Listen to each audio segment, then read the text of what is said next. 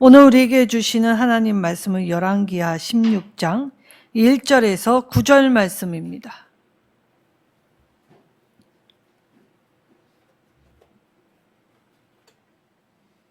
열왕기하 16장 구약성경 589쪽입니다. 한 절씩 교독하도록 하겠습니다. 르말라의 아들 베가 제 17년에 유다의 왕 요담의 아들 아하스가 왕이 되니 아하스가 왕이 될 때에 나이가 20세라 예루살렘에서 10년 동안 다스렸으나 그의 조상 다윗과 같이 아니하여 그의 하나님 여호와께서 보시기에 종직에 행하지 아니하고 이스라엘 여러 왕들의 길을 행하며 또 여호와께서 이스라엘 자손 앞에서 쫓아내신 이방 사람의 가증한 일을 따라 자기 아들을 불 가운데로 지나가게 하며 또 산당들과 작은 산 위와 모든 푸른 나무 아래에서 제사를 지리며 분향하였더라. 이때에 아람의 왕 르신과 이스라엘 왕 르말레의 아들 베가가 예루살렘에 올라와서 싸우려 하여 아하스를 에워쌌으나 능히 이기지 못하니라. 당시에 아람의 왕이시니 엘라스를 해볼까요? 아람에 돌리고 유다 사람을 엘라스에서 쫓아내었고 아람 사람이 엘라스에 이르러 거기에 거주하여 오늘까지 이르렀더라. 아하스가 아수르 왕 디글랏빌레셀에게 사자를 보내 이르되 나는 왕의 신복이요 왕의 아들이라. 이제 아람 왕과 이스라엘 왕이 나를 친히 청하건대 올라와 그 손에서 나를 구원하소서 하고 아하스가 여호와의 성전과 왕궁 곳간에 있는 은금을 내어다가 아수르 왕에게 물려보냈더니 함께 읽겠습니다. 아수르 왕이 그 청을 듣고 곧 올라와서 다메섹을 쳐서 점령하여 그 백성을 사로잡아 기르로 옮기고 또 르신을 죽였더라. 아멘. 자, 기독교 대문호이자 러시아의 대문호였던 톨스토이는 참 많은 문학의 역작을 남겼습니다. 그 중에 이 전쟁과 평화라는 이 책도 있고 굉장히 많은 책들이 있습니다. 이 톨스토이는 중학교 때까지는 하나님을 믿었습니다. 잘 믿다가 이 세상의 청년의 때에 이 세상의 문화와 세상의 소리에 심취하여 하나님을 믿어봐야 무슨 소용이 있을까라고 생각하여 이 하나님을 등진 자로서 꽤 오랜 시간 지냈습니다. 그리고 어느 날 이 자기가 정말 자살을 할 정도로 영혼이 피폐되고 이 아무런 기쁨을 갖지 못하게 될 때에 이 시골길을 걷던 중 한 농부를 만나게 됩니다. 자, 이 촌부, 이 농부 뭐 그닥 가지고 있지 않은데 이 얼굴에 환한 기쁨을 가지고 있었지요. 그래서 이 톨스토이에게 그는 꽤 강렬한 인상을 남기게 되었습니다. 그래서 그 농부의 편안한 얼굴을 보고 이 톨스토이가 물었습니다. 그 비결이 무엇이냐고. 그랬더니 농부가 하는 말이 나는 하나님을 의지하고 하나님과 동행하며 하나님 주시는 기쁨으로 살기 때문입니다. 그래서 하나님을 의지하고 살기에 나는 언제나 기쁩니다. 라는 이 말이 별것 아닌 말인 것 같은데 이 짧은 한마디가 톨스토이의 인생을 뒤바꿔 놓는 계기가 되었지요. 그리고 그의 나이 55세에 이 하나님을 다시 뜨겁게 영접하였습니다. 그리고 자신의 삶을 돌아보면서 이 고백했던 말, 나는 그 어렸을 때 하나님을 만난 그 15년을 제외하곤 내 인생이 이 기쁘거나 그리고 내 인생의 의미를 찾은 적이 한 번도 없었다. 그런데 이 예수 그리스도를 영접하고 난 이후에 내가 세상에 얼마큼 속았는가, 세상의 소리가 하나님의 사랑으로부터 나를 끊어내려고 하는 그 미혹의 소리가 얼마나 강하였는가를 깨닫게 될 때에 이제 자신의 삶을 철저히 돌아보고 신앙을 점검하면서 이 나의 회심이라는 글을 쓰게 됩니다. 자, 그러면서 뭐라고 고백했냐면 이전에 욕망하던 것을 욕망하지 않게 되고 오히려 이전에 구하지 않았던 것을 갈망하게 되었다. 이전에 좋게 보이던 것은 더 이상 좋아 보이지 않고 대수롭지 않게 여기던 것은 이제 나에게 중요한 것으로 보이게 되었다라고 고백합니다. 예수 그리스도를 만나면 이처럼 어느 인생이든 다 똑같은 고백을 하지요. 그때 그가 이 세 가지의 의문이라는 글로 우리에게 질문을 하였습니다. 첫 번째, 이 세상에서 가장 중요한 시간은 언제였는가를 물었습니다. 그때 그의 대답은 이 세상에서 가장 중요한 순간은 바로 지금입니다. 라고 고백하죠. 자, 은혜 받았던 한때, 과거의 어느 때가 아니라 바로 지금이 나의 인생에서 가장 중요한 순간이라는 것입니다. 두 번째, 이 세상에서 가장 필요한 사람은 누구인가? 라는 질문입니다. 그때 그는 이 세상에서 가장 필요한 사람은 바로 지금 내가 만나고 있는 사람입니다. 자, 예수 그리스도를 만나게 될 때 대수롭게 여기지 않았던 것들의 의미, 중요성. 바로 지금 내가 관계 맺고 있는 사람들과 중요하다. 그리고 이 세상에서 가장 중요한 일은 무엇입니까? 라고 할 때 그는 이 세상에서 가장 중요한 건 지금 바로 내 옆에 있는 가난한 사람들, 병든 사람들, 힘든 사람들에게 선을 행하는 것입니다. 라고 고백했죠. 이것이 진정 예수 그리스도를 만나 회심한 사람들의 삶의 전형입니다. 자, 오늘 열왕기에는 사실 상황은 도무지 나아지지 않는 것처럼 보이고 오히려 더 악한 상황 속에 처한 것처럼 보입니다.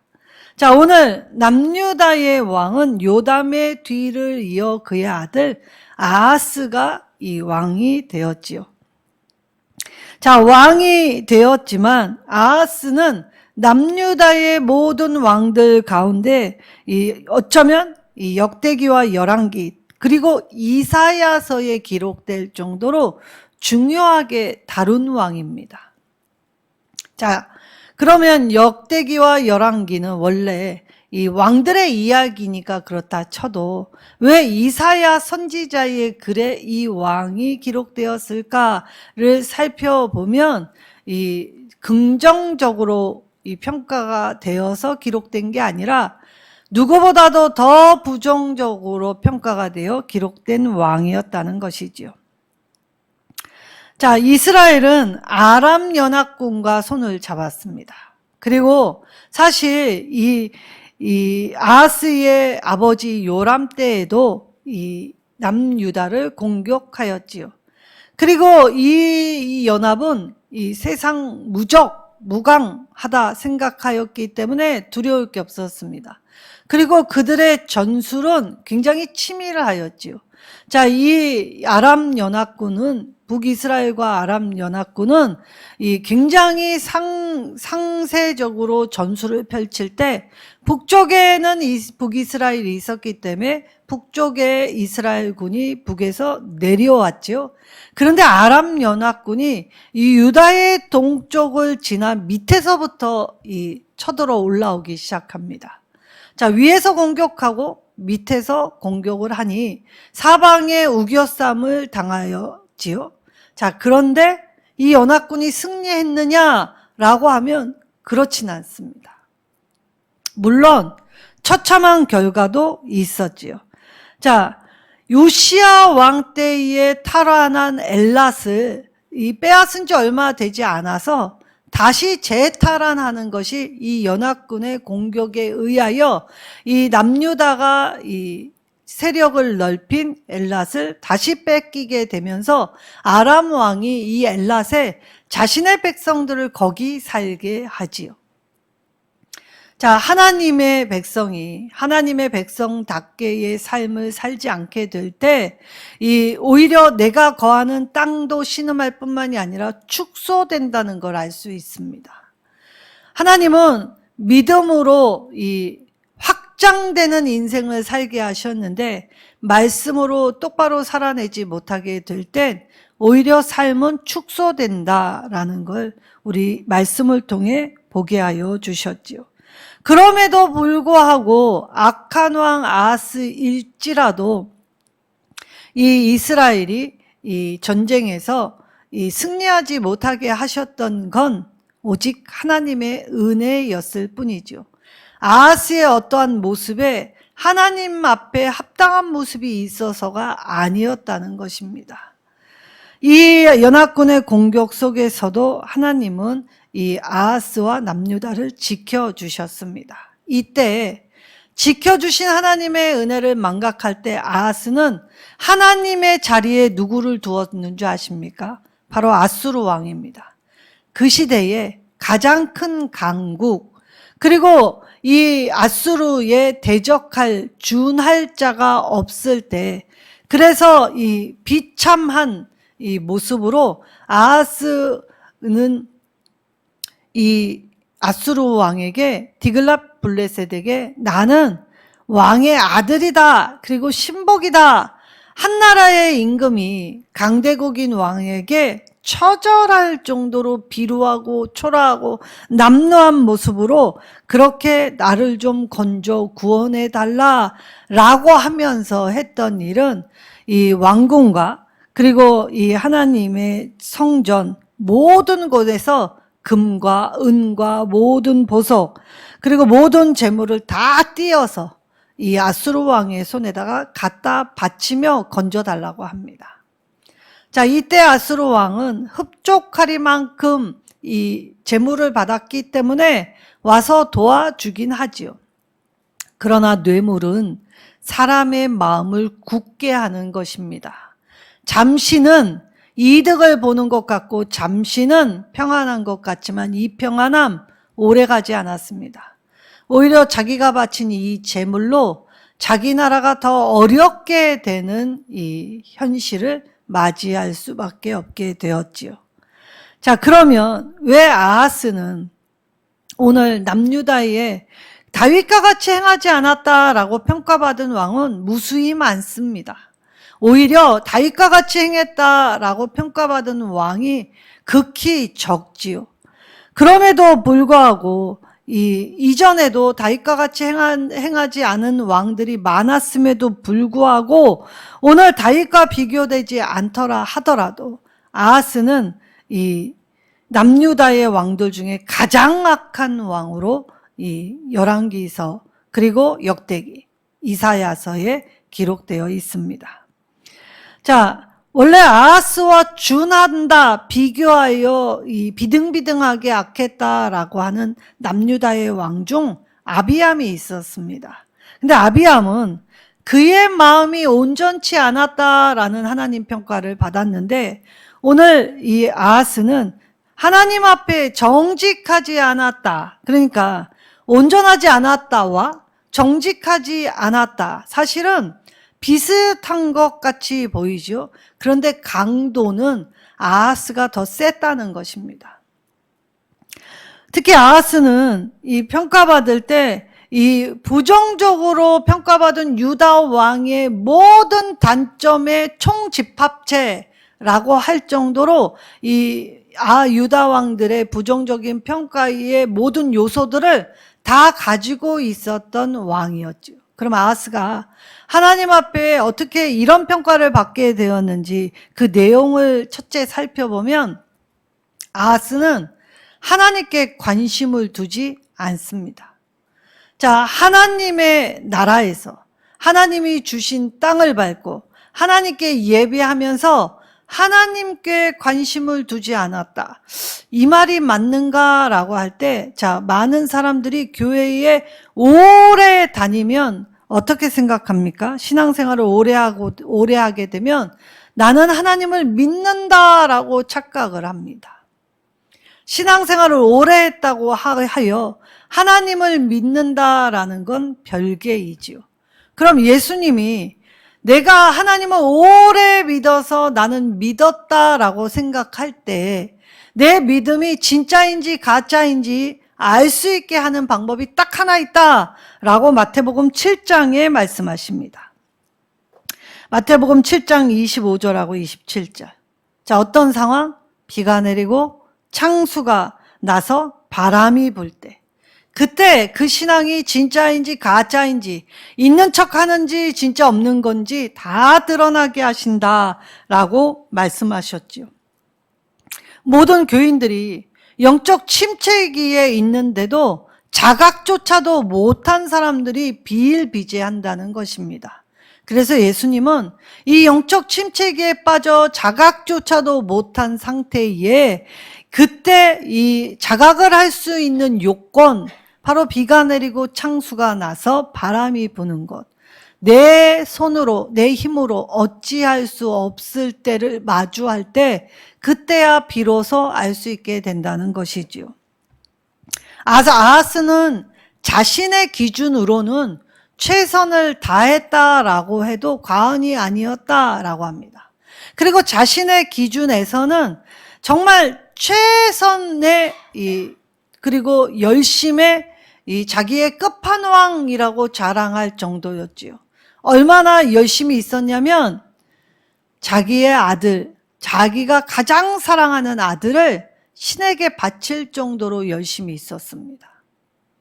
자, 그러나 허무한 열심, 하나님 앞에 인정받지 못한 열심, 이 열심이 바로 하나님 앞에 악하다라는 평가를 받게 되었죠. 그러니까 스스로 최선을 다할 때 나의 만족 안에서 그것을 교만, 오만이라고 이야기를 하죠. 우리가 신앙의 전수에 아하스는 실패했을 뿐만이 아니라 불신앙으로 하나님의 은혜마저 막습니다. 자, 선지자를 통하여 아하스에게 하나님께 구하라라고 할 때 아하스는 나는 하나님께 구하지도 뭘 바라지도 않고 뭘 요구하지도 않겠다라고 하죠.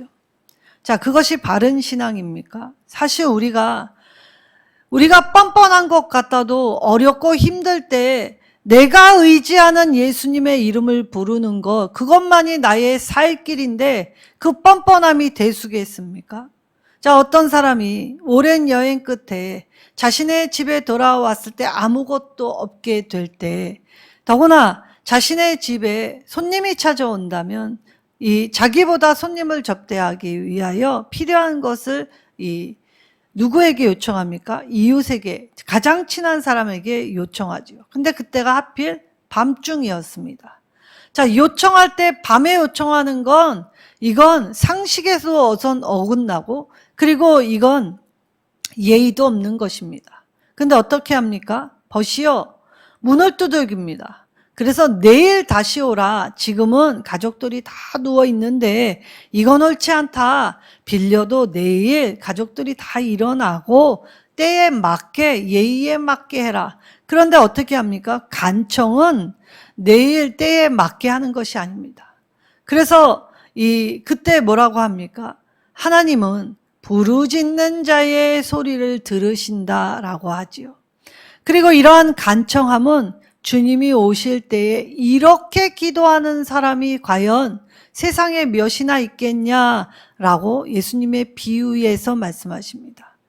우리는 이렇게 기도의 끈질김을 가지고 주의 이름을 부르라는 것이죠. 근데 아하스는 하나님의 예배 장소 예루살렘 성전이 가까이 있고 그리고 그곳에 여호와를 섬기는 제사장들, 이 하나님의 말씀을 가르치는 사람들이 주변에 있었어도 하나님의 말씀을 듣기는 들어도 깨닫지 못하고 보기는 보아도 알지 못했습니다. 그리고 하나님께 관심을 두지 못했기 때문에 이사야서 7장 12절에 아하스가 보여준 행위는 하나님을 향한 신앙의 모습과는 거리가 멀었다라는 평가를 받았던 것입니다. 그리고 아하스는 이방의 가증한 관습에 가담을 하기 시작하지요. 자, 하나님도 섬기고 그리고 이방신. 근데 이 이방신이 3절에 뭐라고 나오냐? 몰록 그모스의 제2의 제물로 넘겨줬다라고 이 표현하고 있습니다. 자, 이스라엘 자손 앞에서 쫓아내신 이방 사람의 가증한 일. 자, 그 당시에 암몬의 몰록과 그모스에게는 이 최고의 제물은 자신의 아들이었지요. 그것도 장자. 자신을 이어받을 기력의 시자. 자기가 가장 사랑하는 대상. 그걸 신에게 바칠 때 이 최고의 정성을 다하면 신이 감동한다. 그래서 자기의 아이를 갖다 바치는 일. 그런데 하나님은 그 행위를 가장 싫어하신다 말씀하셨습니다. 근데 이 남유다의 왕이 하나님이 가장 싫어하시는 일, 관심도 없었을 뿐만이 아니라 하나님이 가증히 여기시는 이 일을 하게 되었지요. 자, 이때에 자신의 아들을 이방의 신에게 바쳤다라고 할 때, 우리의 성경에서는 그의 알을 불 가운데로 지나가게 했다라고 에들러 표현했지만 히브리어는 그렇게 표현하지 않습니다. 동사 앞에 목적어를 둡니다. 자, 이건 히브리어 용어는 주어 동사가 나온 이후에 직접 목적어, 간접 목적어가 나오는 어순으로 기록되는데, 오늘 이 목적어가 동사 앞에 두었다라고 하면 아하스의 이 행위가 하나님 앞에 얼마나 가증했냐. 그래서 히브리어로 직역하면 심지어 그의 아들을 지나가게 했다. 불 속으로 라는 말이 됩니다. 그러니까 하나님이 이 아하스의 이 행동을 너무나 싫어하셨다는 것이죠. 이 행위를 하나님을 배교하는 행위로 간주하셨다는 것입니다. 그리고 하나님은 이걸 혐오스럽게 보았다라고 하시지요. 자, 아하스는 이처럼 이 일만 한 것이 아닙니다. 자, 오늘 말씀 안에서는 이 모든 푸른 나무 아래에 라는 표현을 하게 하죠. 4절에 산당들과 작은 산위와 모든 푸른 나무 아래에. 자, 이때 푸른 나무라는 뜻은 이 풍성한, 무성한, 다산을 상징하는 단어입니다. 그러니까 하나님은 한 곳에서 예배 드리라고 했는데 지금 이 우상숭배가 어디서 되고 있습니까? 산당, 그리고 작은 산, 모든 푸른 나무. 그러니까 장소를 가리지 않았다는 것입니다. 내 열심을 가지고 하는 행위는 하나님이 정해주신 방법이 아니라 내 멋대로의 신앙을 행했다는 것이지요. 그래서 하나님께 참되게 예배하지 않는 것입니다. 그리고 하나님 앞에 이 다산, 복을 받겠다는 일타의 행위로 그릇된 일, 하나님이 원치 않는 일을 하면서 나는 하나님께 열심히 있다. 내가 누군 줄 알아? 내가 장로야, 내가 목사야, 내가 집사다 라고 얘기하면서 자기의 직분에 합당한 일을 하지 아니하고 오히려 지위만 강조하게 될 때에 오늘 아하스처럼 이 이방의 가증한 관습을 따라 행했다라는 평가와 함께 올바로 예배하지 않았다. 그리고 온갖 곳에서 온갖 우상 숭배를 자행했다. 그래서 이스라엘이 망했던 것입니다. 자, 망한 이유는 딱 하나였습니다. 하나님의 명령을 따르지 않아서. 자, 이들은 그대로 남겨두었습니다. 푸른 나무 아래 자기가 원하는 복받는 곳, 복받는 지름길, 자기가 추구하는 가치 중심의 삶, 그리고 자기 중심적인 사고에서 여전히 벗어나지 않았지요. 그리고 작은 산 위, 나름 정성을 위해 찾아간 곳, 그것도 힘들다 생각한 곳이 작은 산 위였습니다. 그리고 산당, 모든 왕들은 이 산당을 없애지 않았지요. 이것은 그대로 남겨두었습니다. 이 말뜻이 무엇이냐? 우리의 죄는 이처럼 뿌리 뽑기가 어렵다는 말입니다. 죄악은 우리 안에 그대로 두면 그대로 둔 것 때문에 스스로 파멸될 수 있다라는 것이죠. 그래서 하나님은 작은 누룩도, 작은 것부터 이 하나님이 제거하라고 말씀하셨던 것입니다. 자칫 간과하면 눈덩어리처럼 부러져 내가 감당 못할 수순이 되기에 작은 것일 때 결단하고 도려내고 제거하라 말씀하셨지요. 그러나 그들은 이처럼 그대로 산당도 그대로 두고 작은 산 위, 그래서 아무데나 아무 곳이나 내가 원하는 대로 내 마음대로 하나님께 예배하고 있다 자기 위로와 위안을 삼으며 그렇게 하나님 앞에 나아가고 있지만 사실은 그 모든 것, 인생의 모든 고통은 바로 이것으로부터 실패를 경험했기 때문이다라고 하죠. 우리는 인생에서 여러 가지 문제를 막닥뜨립니다. 그런데 이 문제는 사실 하나로 귀결되지요.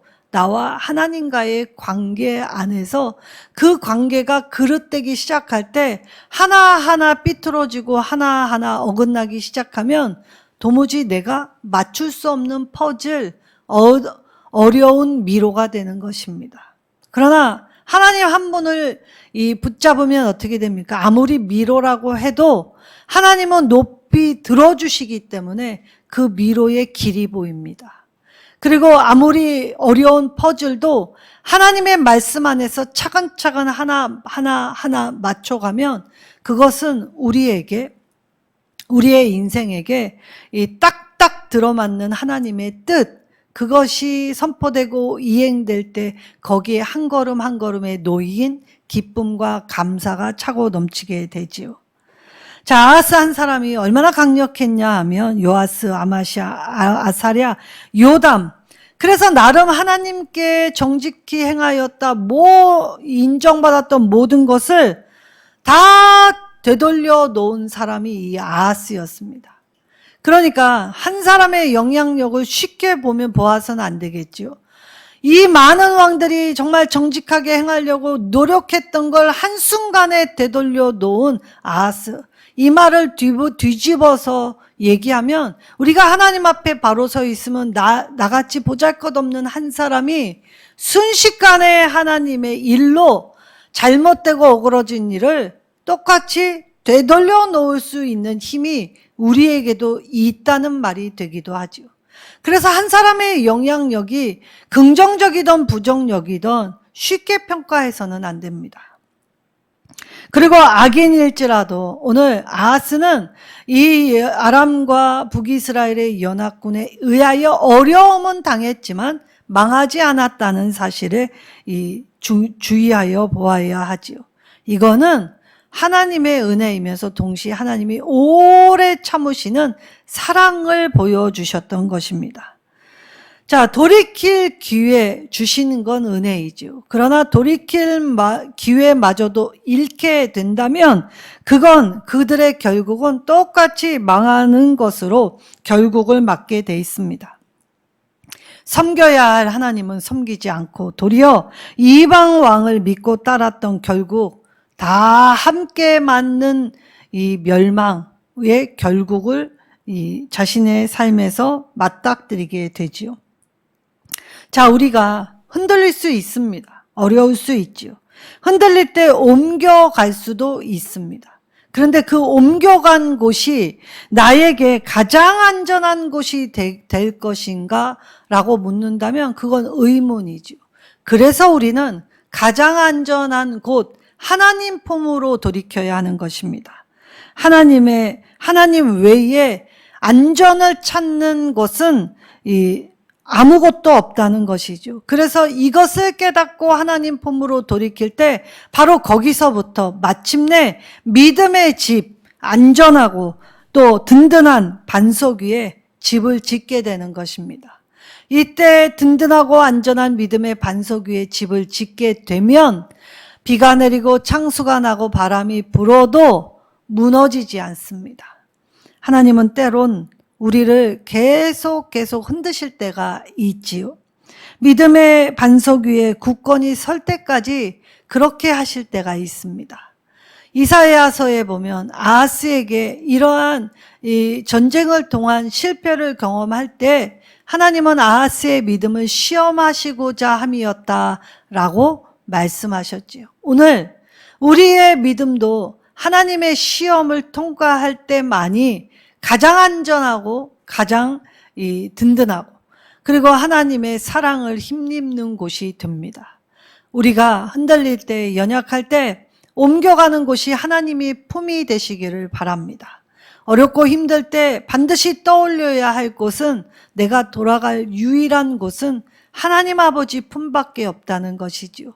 그 품이 따뜻하고 안전하고 자애롭고 긍휼이 많고, 그리고 우리를 용서해 주시는 품이시기 때문입니다. 탕자처럼 집에 돌아가야 하겠다, 내가 비록 죄를 지었어도 아버지 품으로 돌아가겠다 할 때, 아버지는 멀리서 알아보시고 한 걸음에 달려와 안아주시며, 그리고 그의 몸을 씻겨 좋은 옷을 입혀주시고 손에 가락지와 발에 신을 신겨 주셨지요. 그리고 천국의 잔치를 공포하십니다. 이처럼 죄인 한 사람이 돌아오면 하늘 아버지는 하늘 나라에서 이 잔치를 공포하시며 즐거워하시지요. 그래서 악인일지라도 하나님은 마지막 순간까지 돌이키게 하시기 위해 기다려 주셨던 것이지요. 상황은 전혀 나아질 기미가 보이지 않는 이때에도 하나님은 오래 참아 기다려 주심으로써 우리에게 기회를 주시려고 우리에게 허락해 주신 은혜라는 것에 반응한다면, 오늘 그 은혜 안에서 우리는 이 믿음의 집을 잘 지어 내가 하는 최선이 아니라 하나님 앞에서의 최선으로, 하나님이 주시는 힘으로 감당하게 될 것입니다. 우리 하나님 앞에 내가 혐오스러운 죄를 짓고 있지 않은지를 점검하면서 영적 침택이 예민하게 깨달아 언제든 돌이키기만 하면 하나님은 미쁘시고 은혜롭고 자애로우사 가장 좋은 것으로 우리에게 주시기를 기뻐하신다 말씀하십니다. 오늘 우리의 결국이 다 함께 맞은 기쁨이냐, 다 함께 맞은 멸망이냐, 바로 나의 삶의 결단, 내 선택, 그리고 내가 하나님의 품에 안겨 있는지 떠나 있는지의 결과이겠지요. 우리 일선 누림교회 다 함께 맞는 천국의 기쁨, 감사, 그래서 천국의 일원으로 영원히 하나님과 기뻐하시는, 다시는 주님 주시는 기쁨을 잃지 않는 귀한 성도들 되시기를 예수님의 이름으로 축원합니다.